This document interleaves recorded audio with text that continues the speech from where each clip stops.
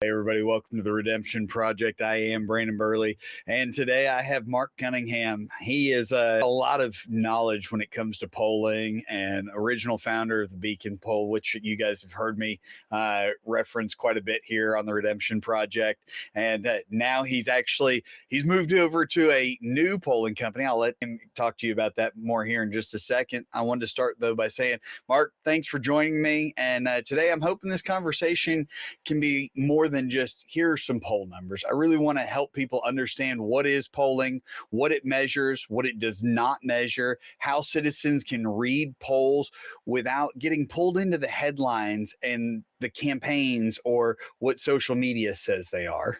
Absolutely. Well, Brandon, I really appreciate you having me on. Polling is not just something I do professionally, but it's really a passion for me. So I'm really happy to be on. We started Overton Insights about a year ago, and we've gotten a lot of traction. We're in the New York Times poll tracker, New York Post. We've gotten a lot of national media attention.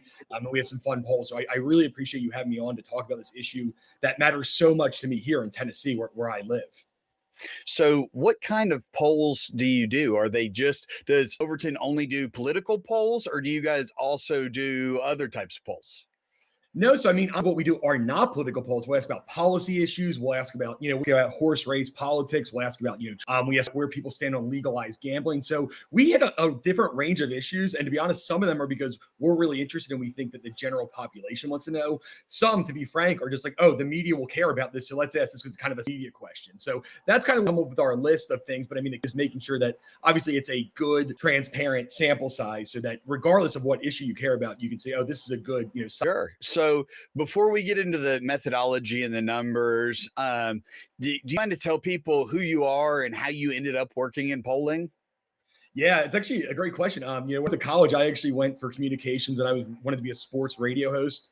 That was kind of my whole thing. You can see I have kind of a jazz thing up here. But you end up kind of getting, involved a little bit in politics and, focused and, at the Beacon Center in 2013 to be their vice president of communications, because that was something I always cared about. But, always been such a passion for me. It's something I really cared about. I love looking at, their politics and, because, I want this person to win or this person to win. I just kind of like the numbers behind it the same way I like watching sports or, doing sports betting. So I just always have been really intrigued by this. And, at Beacon, I kind of talked to Justin Owen, who's the CEO there. I said, a good regular statewide poll in Tennessee, we have the ability to do this. We outside pollster who, one of the biggest keys is to make sure that we are not biased. We don't want somebody who's, super far right or super far left. We want a good statistical pollster. So that's something I really cared about. And I've always been good at analyzing and reading poll results and questions. So it was just something I thought was really necessary in the state of Tennessee that they had not had before. You have, your Vanderbilt poll, which frankly, I have some issues with some of the way they conduct it, but that was all you had in Tennessee. So that was, like I said, why don't we try to do this? This is such a needed thing in Tennessee. And, I did our first poll in 2022 or 2023, and, it's been going strong since then. And I felt I had a passion for it. And, I more of the national polling and got to, my own national polling firm, which has been great so far. So at Overton Insights, what does a director of polling actually do? Yeah, that's a great question. So I don't do the boring stuff, which is kind of fun for me. So what I'll do is, with all the topics and questions. Now, I come with the questions. I'll always check that, it's not just me, because sometimes, me, Brandon talked a little bit before there. You have to make sure that there's no bias at all in your questions. So, write it with a completely, but I want to make sure I'm checking with kind of both sides. Like, hey, is this a fairly worded question? And, other people in the polling community I can reach out to which is the kind of union, if you want to say that. And just make sure they're good questions, go to, which I don't do this. We'll go to the field and, have somebody who works for us. It's an internal who actually goes out in the field, sends the text messages, has all the, the voter file and gets all the information. Then I will get the information back, read all the results, and I will analyze every question. I'll say, okay, here's the look at some of the subgroups. Like, oh, it's interesting that Democrats thought this while Republicans thought this. Put the press release, and then I will talk to the media about the results. One of the kind of cool things I think is that I was a communications person first. So I will tell you straight up, I am not as smart as some of these who are talking about numbers and politics, but I understand it in a way that normal people do. And I can kind of people who maybe don't have PhDs in economics or these numbers mean, how to interpret them and, questions and takeaways from each poll. So speaking of which, you something released today. What was it that was released today? So we have a big poll coming out tomorrow, but for this one, we decided to release a poll first. And we kind of 7 controversial figures. Now, whether you like them or not isn't really relevant. We had some on the right, some on the left, some that don't necessarily match a certain party. And we wanted to see, the news a lot, where voters stood on them. So, for example, we had people like Graham Plattner, who is the socialist running senator in Maine. We had, he was right wing, kind of middle, and maybe more of a conspiracy theorist now. I think you can ask voters what they think about that. I'm sorry, Erica Kirk, who has been in the news quite a bit, partially for a feud with Candace. And so we asked a lot of these kind of just to see where voters stood on them. And the hit guy in media right now kind of ask all these questions because it's just an interesting thing. We see so much in the media and social media about, oh, I love this person or I hate this person. So we want to see where real voters actually stood on some of these people.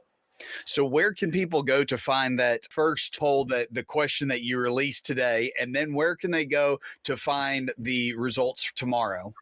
Yep, overtoninsights.com. And we just kind of got a social media page up. I mean, again, this is less than a year. So on X, we'll release all our results.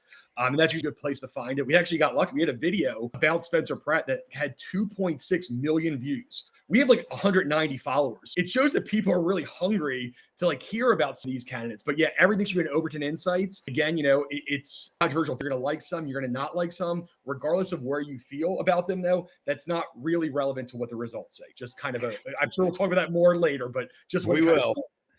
And also, for those of you that are watching, I put up a QR code. It's in the top left corner of your screen that will link you to overtoninsights.com. So that way you can just click on that QR code if you wanted to go check it out while we are talking. So, Mark, in plain English, what is a poll actually measuring? Yeah, that's a great question. And that's the best way to ask it, I think. So ultimately, the first thing to remember is a poll is a snapshot in time. It's not predictive. It's not saying, oh, we think this person's going to win by whatever. It's saying right now, if people were to go to the polls, this is where they would vote. Now, ultimately, that ends up being a sample of your state or the country. And it's a very small sample compared to who's actually voting. So, I think it's like 7 million people. I don't, there's maybe 2 or 3 million that vote. The that we worked on, last month, I think 1,200 people. So but the point of it is that the sample should be representative of the population. So, it's who you voted for last time. It's, ethnically, religiously, female. So all these things go into that, and you sample a population like what the voting population will likely look like. So essentially, that's all it is. It's a snapshot in time of races where you ask questions. It can be policy, it can be, polling. There's internal polls, which are ones that, campaigns will you keep them internal, say, hey, this is a messaging thing, or this is where we stand, but we don't want to release it publicly. And then there's public polls, which is what we do at Overton Insights, and what we do at the the Beacon poll. Nobody's paying for it. We're doing this ourselves, and we're releasing all the poll numbers. So that actually leads me to my next question, which is, how do you make money then? If people are not commissioning, if Brandon Burley is not commissioning this poll from you and paying you to say, hey, how popular is Brandon Burley? Then how do you make money? How do you stay in business? Yeah, well, I think 100% on Brandon Burley from what I see online. So I actually had to block somebody for the very first time today. I've never blocked anybody before. I try and keep everything civil, and they would not, and they started spamming everything. It was the very first time. I was actually pretty sad about it. So I'm impressed you waited this long. I see some of the comments on them, like, good for you, man. That's awesome. That's a good. There's different types of pollsters. So right now, I don't be considered anymore, but I do. I'm a senior public opinion. But ultimately, these are nonprofit polls. So these polls are not necessarily meant to make money. There's something that are saying, okay, we want to poll areas, and I think a bit is, to be frank with you, is there's name ID in it. You say, oh, the Beacon poll got $1 million, it got $1 million of earned media last year. It was this or this, it was on this station. I think the Beacon poll was on Fox News, and they basically asked Ron DeSantis live on Fox News, why are you struggling so much with this new poll that just came out? So that was the very first poll we ever did. So I'm like, wow. So name and brand ID. So it's not necessarily about making money. It's about showing, voters where showing people voters stand on certain issues as kind of an education. A lot of people don't have the time to be tuning into the news every night. They might be their own little bubble, like, oh, my neighbor said this must be true. So it's kind of just showing a picture of where people stand. And, it's places that pay to come. Those are no less legitimate, right? As long as, you have to paying for it, who's commissioning it and reading the actual questions. But ultimately, there's a lot of great pollsters, some of the best pollsters, like Siena, for example. There's a New York Times Siena poll, probably the best poll we have. And, that's one that news pays for, that Siena conducts. So some people try to make it. And, I think the Overton goal is to eventually be able to commission those. But, the Beacon was a complete nonprofit poll to show where the people of Tennessee stands. And ultimately, hopefully people will potentially be like, oh, yeah, I like this organization. They're doing this. So it's potential that, that donors would want to get money in the future. Sure. So then what is the difference for the general public to understand between a scientific poll, an online survey that anybody can click, or a straw poll, or what do these terms mean? Yeah, that's a great question. It's funny because I've seen your comments. I see people talking about are just driving me. It's this idea that somehow a straw poll is some kind of scientific poll. And out of the three you mentioned, I think the straw poll is the least impactful and the least relevant. Usually it's at these, the ones that are these ones at these county party events. So it might be, the Davidson County, 40 people who are all care deeply about politics, who sometimes buy tables at these events, and we're asking them what they think about this. So, say there's a Republican event and it's like, oh, well, if Senator Blackburn bought tables, right, all her people are there, and she wins 90% of the straw, they'll say, oh, well, look how many people love her. And then you say, oh, well, say somebody like John Rose has one in his hometown or in his home county, they'll say, oh, he got 80% of the straw poll vote. It's just basically political insiders who already have, who have skin in the game. Let's throw out straw polls completely. They are completely irrelevant, and they are just something. The only thing they're good for is they are generally okay for telling you where the party elite are in that county on different candidates. That's pretty much it. So if you start a straw poll, I'm kind of done listening to begin with. So if we say a straw poll, if somebody is married to a party, unwilling to compromise or consider other opinions or thoughts, and they blindly follow, that's what a straw poll is really meant for. Am I wrong in that? No, that's right. And I think a lot of it's meant for press, to be frank. I think that this is something that if you look at candidates, they will try to get people into some of these events, and they want to win these straw polls because they can say, hey, on social media, look, say John Rose or Monty Fritz straw poll with 56%. And I think it's even more candidates who are polling worse because they can say, hey, look, we have momentum. We're in this race still. So ultimately, it's nothing more than a PR move. And like you said, it's an unscientific poll of just people at a certain event. And it's usually just a paper. There's not any, people can probably vote 4 or 5 times. I don't think there's anybody enforcing how often you vote. And again, it's not representative of the public. So out of the three you mentioned, again, straw polls are great for you as a candidate. It's great to see, oh, in this county, these important people think I'm a candidate, but ultimately it doesn't have any scientific value at all. Sure. So then let's move on to the middle ground. So an online survey, right? So talk to us about that. What is that good for? What is it not good for? How do people use it? How can they look at it and really understand its value or its lack of value? Yeah, and I will say generally, because I praise your online survey, but first I'm going to trash general online surveys. It's not it's not a kind of great indicator of really anything other than who's ever posting its followers. So a lot of what you're doing there, it's a certain group you're already appealing to, right? So if Marsha Blackburn were to say, hey, take this poll here, or Jerry Green would say it's going to be her followers. So you're going to get 80, 90% of people who support them because that's whose audience you're appealing to. And, or there's the other thing where you might have, say, I think there was an online poll by a Memphis, and it's very clear from the probably Monty Fritz supporters. Let's all go here and on this because we want to show strength, which is good. But there's the issue with online polls generally is it's all self-selection. So it's all people say, I want to take this poll because I follow this person or I see this on there or somebody's telling me to do it. And ultimately, there's almost no safeguards. You just have to assume that people are telling you the truth. There's an example where there's a poll which the teachers union paid for in Tennessee. It was basically an online poll. They be scientific, but it was trash. But ultimately, you could vote 7, 9 times in this poll. They had no way to stop that. And not only that, it was a push poll because they gave a bunch of information first. And just, for your audience, a push poll means that you give people a bunch of information, which is normally biased. And then you ask the question. So you might say, oh, if, candidate A believes that, eat anymore. And can you go and say, oh, what do you think about candidate A? And those, descriptions may or may not be right, but you're trying to bring them down, show that they have a less approval rating, and then use that for the media. So that's what a push poll is. So what you're saying about a poll is if I say America's the best, America is the greatest, Iran is the biggest terrorist country that's ever lived, how do you feel about America? That would be an idea of a push poll? Exactly right. That's a perfect example of a push poll where you bias people beforehand to get them to say what you want. So then my online survey, what did you like about it and what can I improve in the future? Yeah. Okay. Well, the number one thing I liked about it, because I didn't look at it to me. I didn't really look at it before this. I'm like, wow, this is actually a lot than I would have thought. So, the number one thing you did was that you made sure that people can only vote one time in a survey.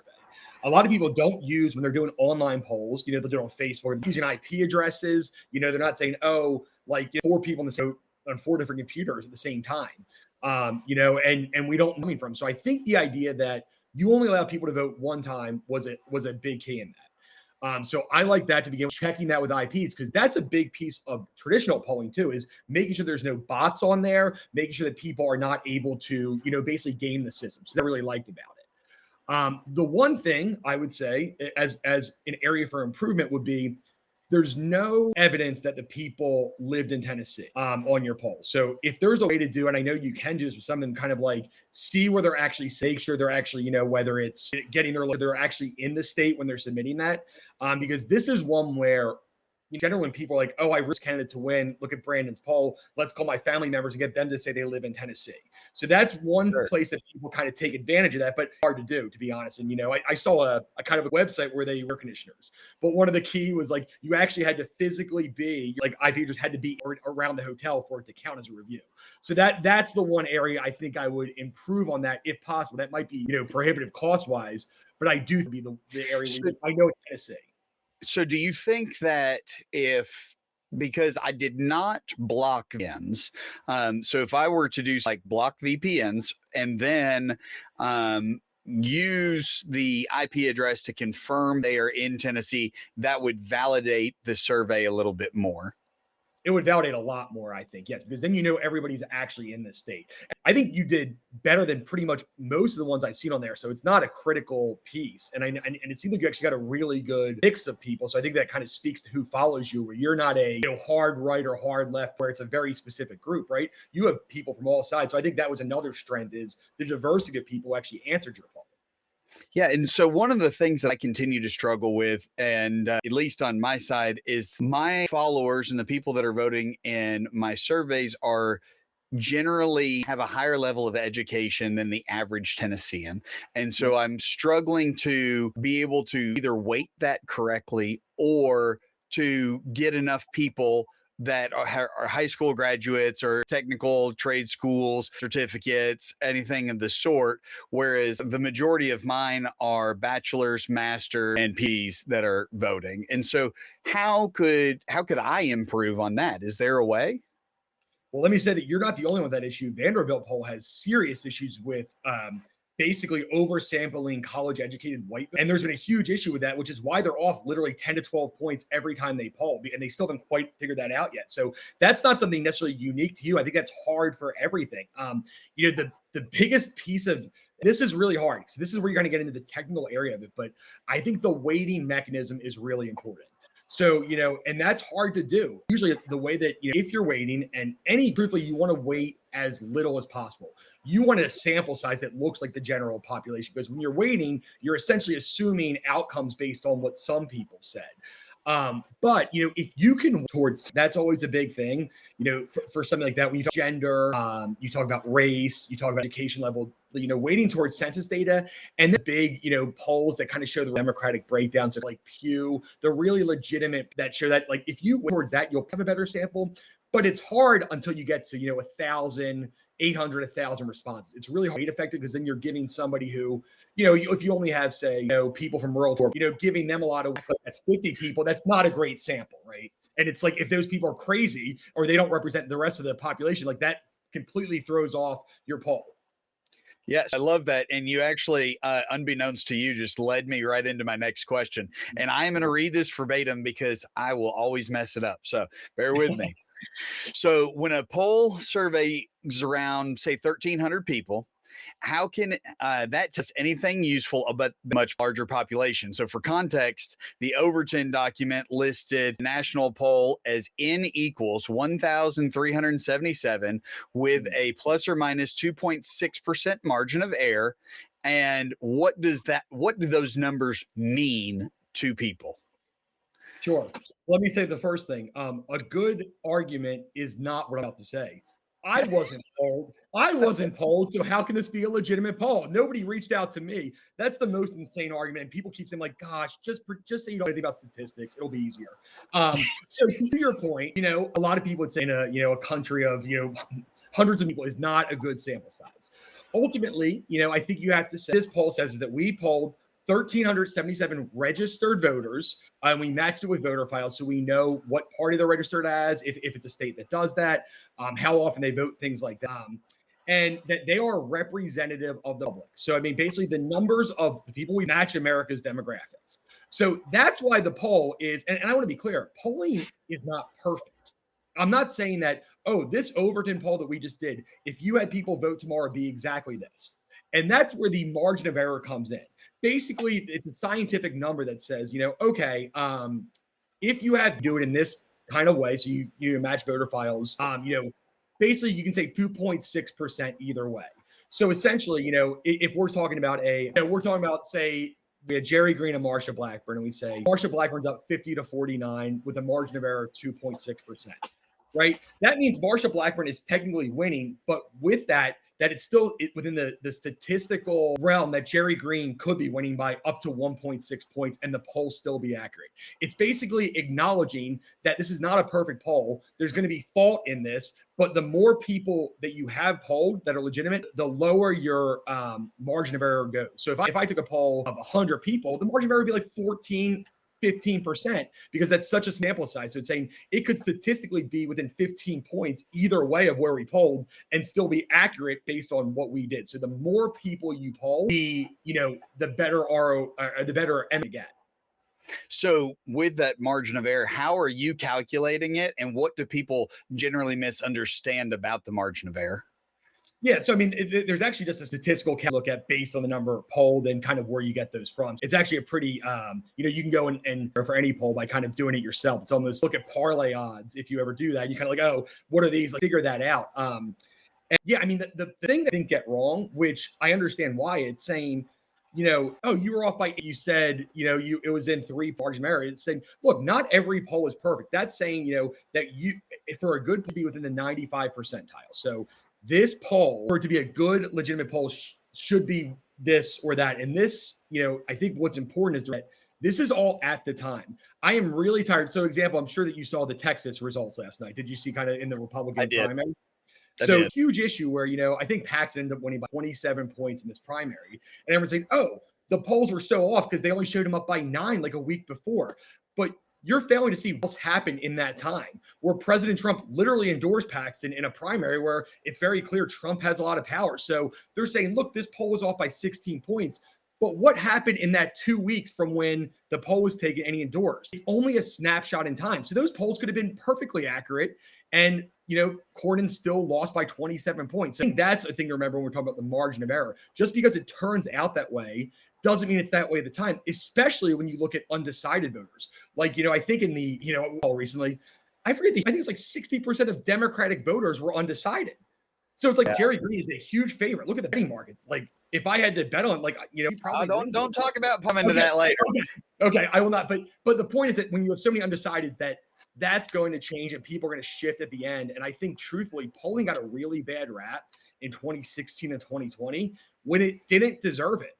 I think that people really felt like they were way off on the Trump Clinton. They were not.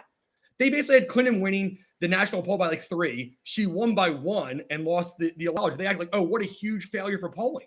It wasn't. There was a couple bad statewide polls, and that's really all it was. So I would just urge you not to. There's this narrative out there with polling, and most of it is not actually true. So that you are doing a phenomenal job of leading me into my next question, which is talking about how people often treat polls like a prediction. So what's the difference between a poll, a forecast, an election result? Recently, I went back and explained to people the difference between a presidential electoral college vote versus, in Tennessee, a popular vote for like governor, right? And so when people are misunderstanding, I think that they want it to be a prediction, but I think they also don't understand what's the difference between a poll, a forecast, and then the ultimate election result. Yeah, there's a huge difference between that. So what I went back to, any just where, it's just where we're at this current moment. It doesn't mean anything about moving forward. And most good polls, you'll have a lot of undecided people. So in a political election, it's saying, this poll that we did, I don't remember the exact numbers on the side or the Democratic side, but I know, Marsha Blackburn was up, at 50 points or so, on like I think 58 on Monty. So you look at the poll and you say, okay, right now, if the election were held today, is basically the best estimation. If you look at the question where it's like, if it was held today, not if it was held, 3 months from now or 4 months or so, it's just a snapshot in time. Where predictions, and we'll talk more about prediction markets. Okay, this is where it's at now, but based on all the available information we have, which is multiple polls, not just one poll, it's, you can look at things like voting. This is what we think is most likely to happen. So there is when you look at a poll, that is never a prediction. It is just a place where it stands right now. When you look at prediction markets, that is a prediction of who do you think is most likely to win on the date of the election. Does that make sense? Absolutely, it does. And so you're still trying to lead me into those prediction markets. Yeah, I love that. It's not coming yet. So do you think that a poll can be professionally done, but it is still overread or misused because of the cross sections in it, or when you break down by gender, when you break down by party, when you break it down even further? Always. What is it? There's lies, damn lies, and statistics. And that absolutely holds true. And to be honest with you, I mean, you can use any poll, even again, and be able to do that. I mean, I know that, I remember a while ago, the Tennessee took all these things from poll, like, oh, look at all these great results for basically the liberal cause. And they weren't completely wrong about that, but it's like, they also intentionally ignored things that kind of went against their narrative. And I think that often, where it's saying, okay, I like these results. Say, hey, this, the Beacon poll said this and this, but I don't like those. So I'm going to say they're biased on that one, or I'm just going to not mention it all. I think, if people are taking individual crosstabs, using that, and especially when you're talking about, that is such a small subsection. So, for example, now explain to the viewers what is. Yes. So for crosstabs, so say, for example, you say, okay, we actually just, I'm giving you a sneak peek of the poll coming out. We had, what is your opinion on teachers unions? And it was very popular overall. I think like 57% agree or approved, 27 disapprove. But you can look at, okay, well, I think the demographic that approved was like Black female voters. So it's like, okay, if you look at Black female voters, you don't know the exact numbers, but say, oh, it's 40-40 with them. But it's like, okay, well, you can say that. So, you do a headline like, oh, Black female voters are the least teachers union. But that's not really accurate, because then when you look at the crosstabs, it's like, okay, how many Black female voters were actually polled? Was it 30? Was it, 80? And when you look at that number, that's not a great sample size, because if you are only polling 80 people, like we talked about, that margin of error is huge. Like the margin of error is 20, 25 points. So people get that, and, they can say, oh, my overall issue is not, but let me find the one subsection. So it's saying, oh, let me find evangelicals in West Tennessee. Oh, they like this. So, all 13 people that are polled, I'm going to that's a broader trend than it actually is. That's how people do that. And people do that with our polls. Like, no matter how good the poll is, people can always do that. And they can do it the opposite way too, where they can basically insult your poll because they just don't like the results of certain questions. Sure. So we're going to get into not liking the results here in a minute, but I am ready now. So let's talk about the numbers from places like Polymarket and all that. What does it mean? What does it not mean? How does it work? The whole gambit. Yeah. So I'm going to say something. This is going to be the most controversial thing I say here as a post. Prediction markets are a better of elections than polling is. I would trust prediction markets way more often than polling because a number of reasons. One, people actually have to put their money there where their mouth is. I mean, I've seen so many people online, and to be honest, I'm not trying to, but people are like, oh, is definitely going to win the election. I've seen a lot of that on. It's like, okay, well then, do you want to make a bet for? No, I don't want to do that. So when people are actually willing to put somewhere, that actually speaks to a broad idea of I think this is going to happen, not I want it to happen, because you can still say I hope it could happen. I think it could happen. I will tell you personally, I've used websites. I've bet on people I didn't like because I looked at the numbers like I think they're going to win. I do. So the first piece is they're using money and not just anybody can say whatever they want on Facebook. You've seen that maybe more than anybody, but when you actually have to put money down, that changes the equation. Two, some polls are bad. I would even go to say a decent amount of polls are bad. So when you allow something like a poly market or Kalshi, you're saying, okay, let me look at these polls, the 12 polls. And, example of this was the first Texas race between Tallarico and Jasmine Crockett. Jasmine Crockett had like 8 of the 11 polls. It was pretty clear to me that Tallarico would win because he was winning the 3 best polls, the 3 most accurate historically polls. So he's winning 8 of 11. And, anybody who's looking at those markets, I think, the best performing polls from the past think Tallarico is going to win. And there's great place to find that, Nate Silver's Silver Bulletin is an actually how pollsters rank.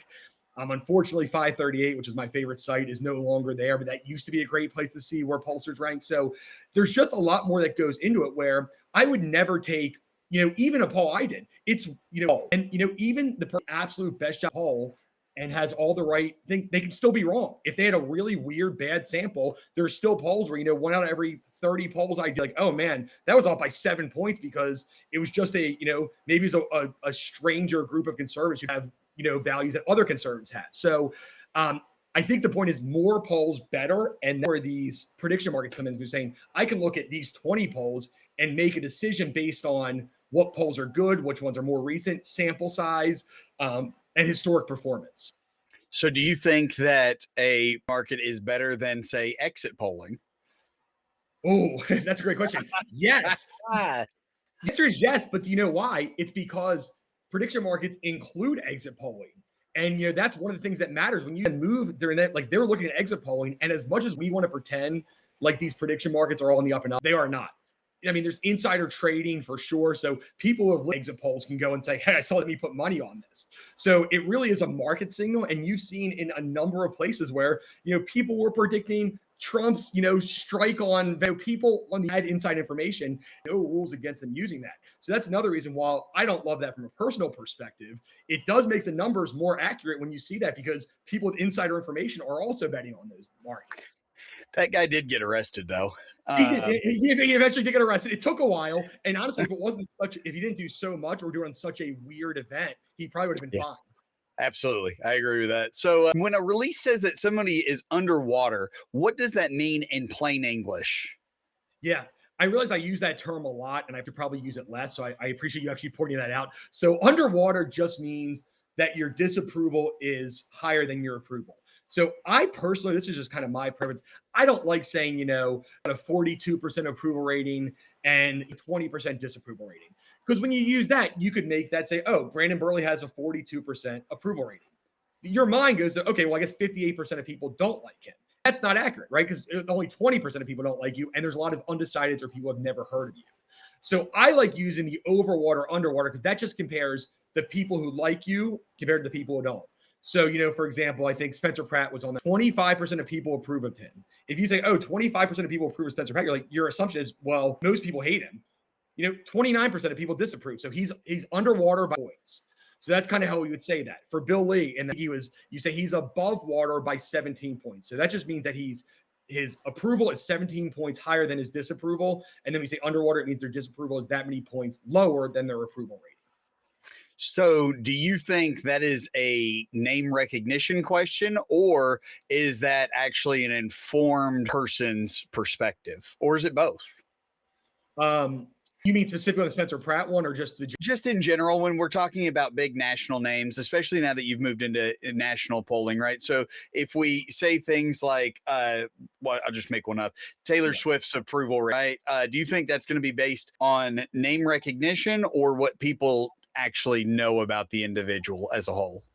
Yeah, that's a good question. And I think that truthfully with those, it's more about what they know as a whole, because we always leave something too, because honestly, people don't like to feel dumb. So if you say haven't heard of them, some people aren't willing to admit that.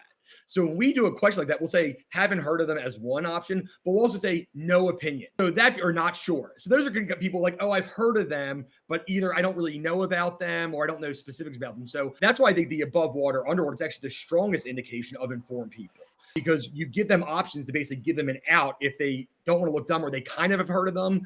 And I think I think we did something on the Beacon Center a while ago where we asked, what do you think about the Beacon? A lot of people are like, oh, I know I've heard, I just don't know exactly what they do. So I think giving people that out makes that number much more correct and people who are actually educated on the issue.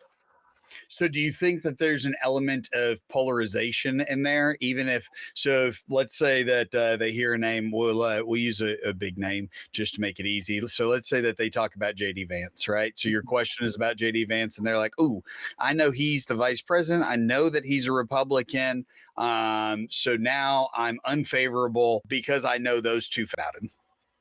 Yes, 100% yes. And I think that's with the party polarization we're currently at. That's going to happen both ways. And, that's why, it's interesting too, because sometimes you say, oh, President JD Vance. And then some people just say, what do you think about JD Vance? And it's interesting. Sometimes those numbers are a little bit different because, I think right now we're looking, funny, but if you put Republican in front of somebody's name, they're going to poll worse because both parties are completely underwater. And if you look at all the numbers, I think Democrats are a little bit better right now. That it's like putting anything in front of them is going to be like a negative. So I completely agree with you. And the more you put party or, part of the current administration, for example, that's going to approval ratings likely.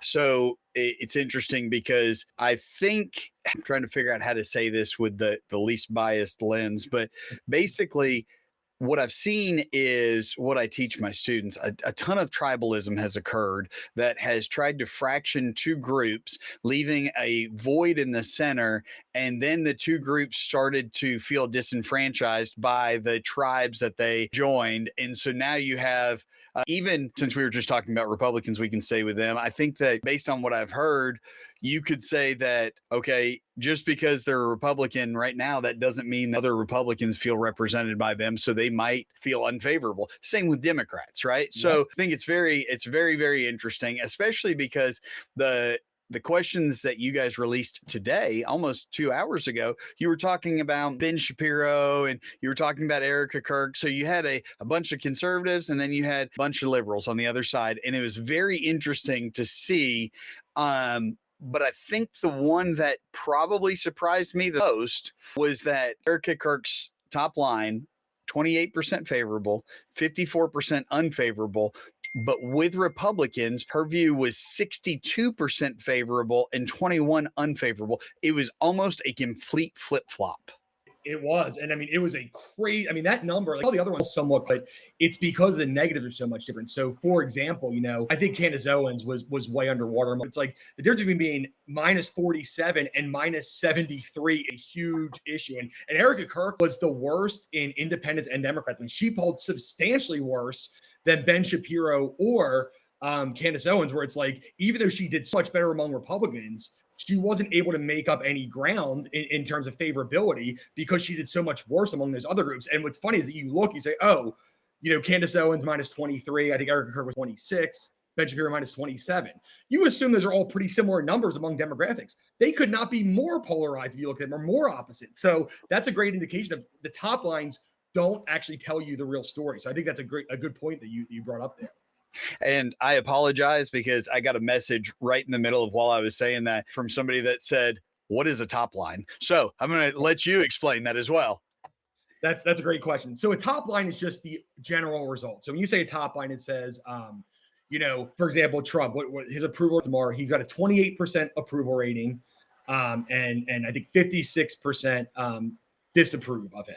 Those are the top 28, 56. So it's the total of everybody polled. That's the final number. When you get into crosstabs, that's when you bring every individual group. So you bring, religious people.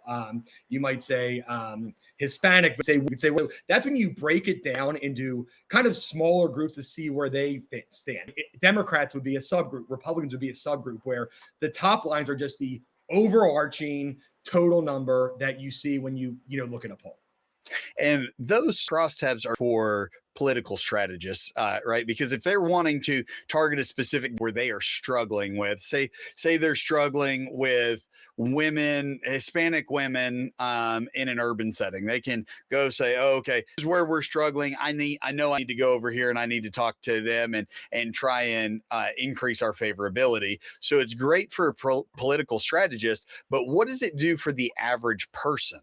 I think it gives you a deeper dive into what the numbers actually mean. 'Cause I think that, like you said, I think we're so tribal right now that I think some of you might be surprised that what somebody on the other side actually agrees with you on. An example of that, which to be not happy with the result personally, was that we did a sports betting question on our poll that comes out tomorrow, and it was one where Republicans, Democrats, Independents, they all basically agreed they would rather not have sports betting in their state. So as somebody who does sports, I'm like, oh, that's a shame, but it doesn't matter. My opinion doesn't matter. It's what these numbers say. But that's an area where, a Republican would say, oh, the Democrats want this. But I think it's actually a way to show, hey, we may actually have, more in common than you think. Or you have a group of, this is the white vote or this is the black vote. It's like, oh, where there's actually that we're aligned on, then maybe you would think by being on social media. So I think it's just a way to break down kind of the narrative you're hearing in the media, or is this actually true? Let's look at actual numbers and not just hear what, people who have an incentive to make us. It's interesting that you bring that up because the gubernatorial roundtable that I did last week had a Democrat, Independent, and a Republican. And when I got to what I call the yes, no, maybe section, they have to, because it's all simultaneous, they had to give a thumbs up if they agreed, thumbs down if they disagree, flat hand if it was maybe. And 9 out of the 10 questions, they gave the same responses. Different rationale, different reasoning, different governing logic. But for the question itself, they gave the same answer. And that is, I think it's very telling when we get away from those extremely polarized issues, how much overlap there really is. So then with that, the criticism that I keep seeing is, people ask in a low turnout primary, especially, how much can the likely voter model shape the result? Yeah, and a lot. And here's the thing is, I'll be completely honest with you. I think the hardest thing to do is it's actually really hard to pull primary elections, especially in Tennessee, because there's no party registration in Tennessee.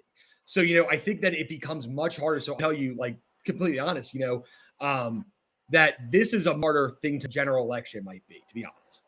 Because you don't know who's going to come out, and the voter models, you can only go off for a few things. You can say, what they say, if they're going to vote or not. You can go off how often they voted in previous elections, what polls. But again, Tennessee's even harder because independents could say, I want to vote in the Republican primary. They voted Democrat last time.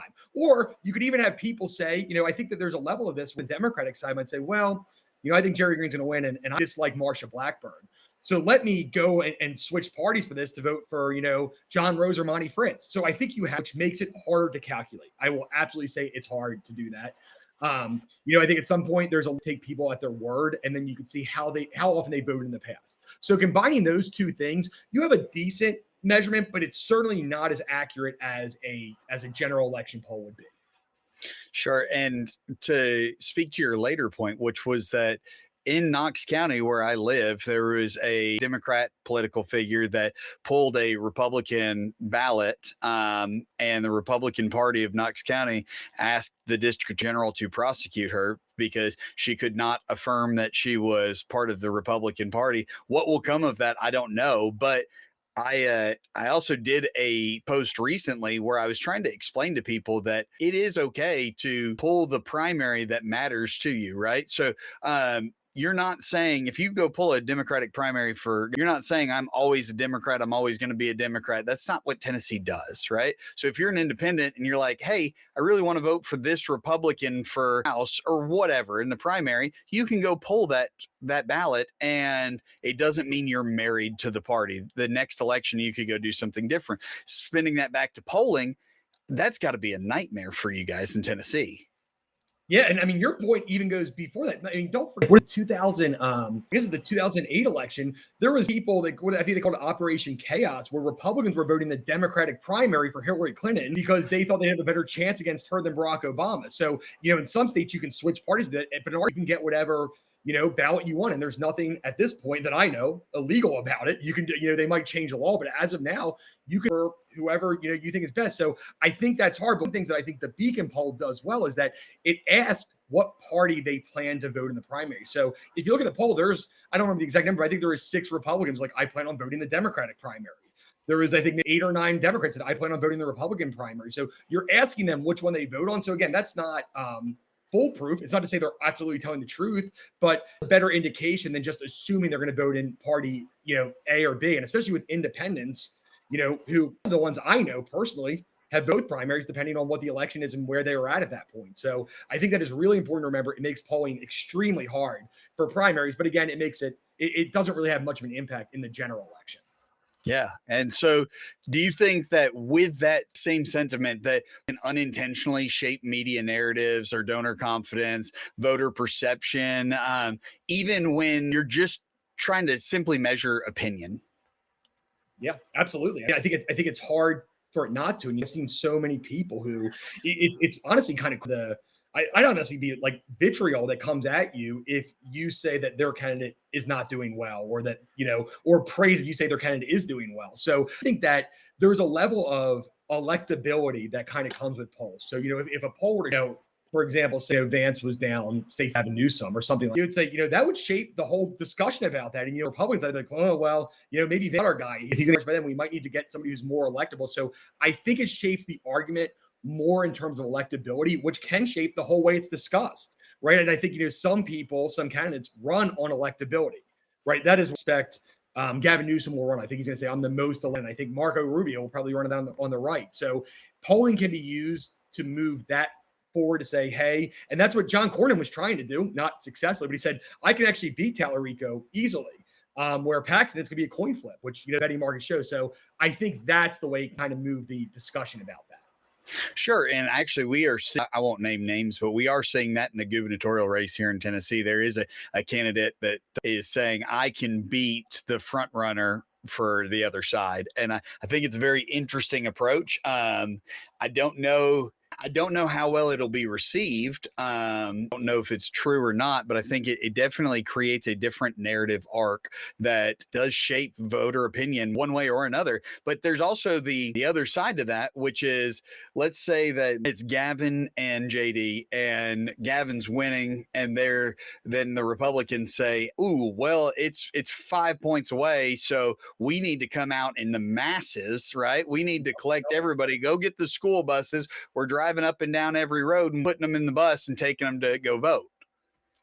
That's right. And that's a great point, because I don't know if you've ever noticed too. I've seen a couple of candidates do it and it's been pretty successful. But I remember Ruben Gallego out of Arizona, he's a senator. He kept polls like he was winning most of this last race. He kept showing him down 1 or 2. Even though he was up at all the others, he's trying to raise money and get his people excited. Absolutely right about that. And that's where the number matters. If you're up by 15, you don't necessarily want to show people that. You don't want them to get lazy. Oh, I don't need to go vote today. It's raining out. He's going to win either way.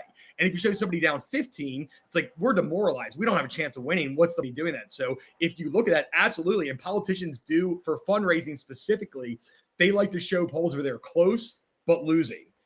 Where in the media, a lot of times they're winning. Just again, they don't ever want to show a margin where it's so big that their voters might not turn out. I think that's probably Marsha Blackburn is dealing with currently, right? I mean, I think and there's been a number of polls. So I know some people on your page do not care for the Beacon poll, but Signal, which is an A plus pollster, shows like 30, 40 points. So it's I think Polymarket does too. So if you want that check, but not matter to some people, so that's fine. But if you want to go through that and say, but I think she's initially she wants to make sure her people gauge while also showing this front runner status. So I think it's something, it's a balancing act politicians do, but that's a great point by you, because it's amazing how many times, as somebody who looks at polls every day, seeing politicians out the polls that they're losing in just to try to raise money to be like, hey, we need to win this, or Trump's going to have another 2 years of a Republican Senate. It's like, you're up by 9 on that, but let's show the one you're by 1 on.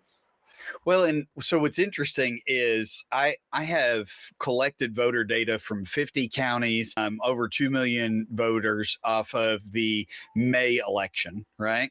What happened on May 5th. And no surprise, we know that Hamilton, Davidson, and Shelby County basically are deciding it.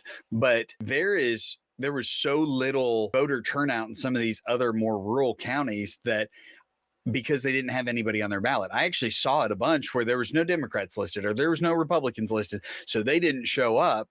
But that doesn't mean they're not going to show up in August. And so I think it's hard to try and relate that information. I'm actually doing a series right now trying to explain the May 5th election and how counties were being divided. And so how do you, as a pollster, what responsibility do you have to keep your work from being overread by campaigns or media or social media or manipulated? Or do you have any? I mean, to be honest with you, we don't really have any. I think the we can do is how we talk about in our press release and in our stuff to make sure that we're doing that fairly. And to be honest with you, that is something that, because I said, Overton Insights, I think we may end up polling. There would be kind of a couple of things where I think any pollster doing this poll and in the contract should say that, we need to review your press and the way you're doing to make sure accurately reflecting the numbers. I think that really matters. Because I think that you say, if you're not going to do that, we don't want to sign a contract because you're going to basically misconstrue what our numbers are. When it comes to the general people on X, there's just nothing you can do. They're going to do whatever they want, on Facebook. They're going to say, I care about this. And and the two, I will say this, there's that I seriously, especially when it comes to question wording, that I will always be open to. A lot of the people, to be honest, on the pages I've seen are just they just don't understand statistics. They don't understand any of it. But I think as a pollster, you do need to be open to say, maybe I could have asked that question a little better. Maybe that could have worded better, because that's the one area where, people could be right. It's there's always, you ask a question that we think makes sense, but always the most fair way of doing it. So that's the one piece of, I think criticism I'm very open to. And, making sure that you were.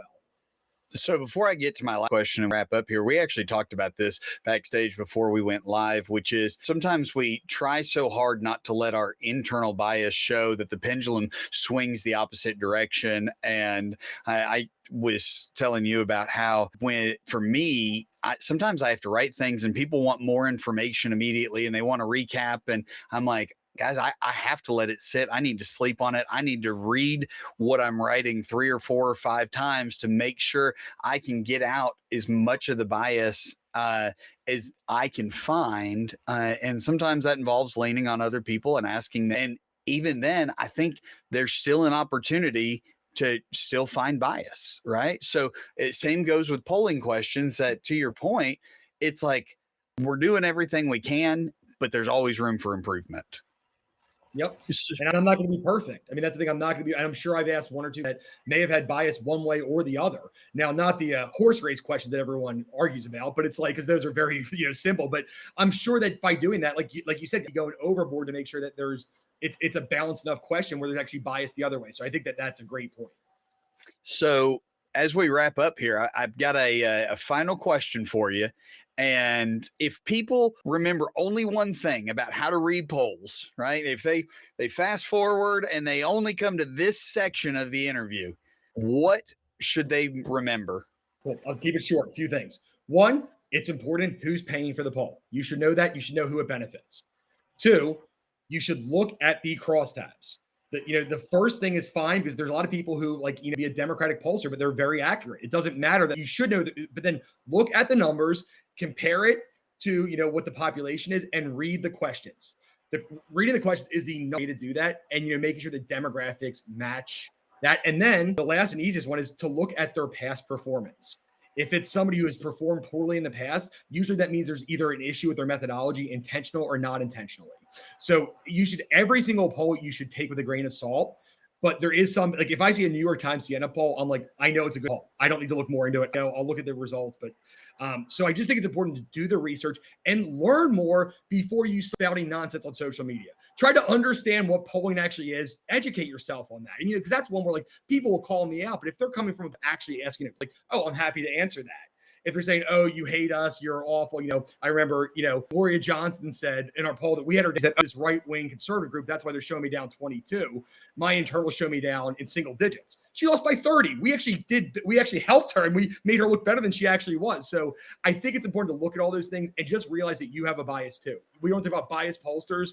Everybody commenting on this has a bias. So I would also ask you to take your bias of who you want to win or whatever out of it, because that will allow you to read the poll in a way where it's not, oh, my candidate's not doing well. It's okay, this is actually a good sample size, good questions, etc. Well, as a fan, you mentioned the Jazz, and since I'm a Suns fan, we Yeah. obviously know that in 100% of the polls, people would prefer the Phoenix Suns over the Utah Jazz. They might as well be as obsolete as the Seattle SuperSonics. That poll is stone. It was a one-person poll with extreme bias, but it's done and it's over with now. So you just accept the results as they are. Absolutely. And Mark, I appreciate you coming on today. Thank you so much for taking the time. And I think that the more people become educated and they understand things and they take everything with a grain of salt, the better off that we are going to be as a whole. And there's some people we're never going to change their minds. There's some people that are going to be willing to look at the data. And I think that there's a huge group that want information and are trying to set up good information like a sponge, but just maybe don't always know where to look for it.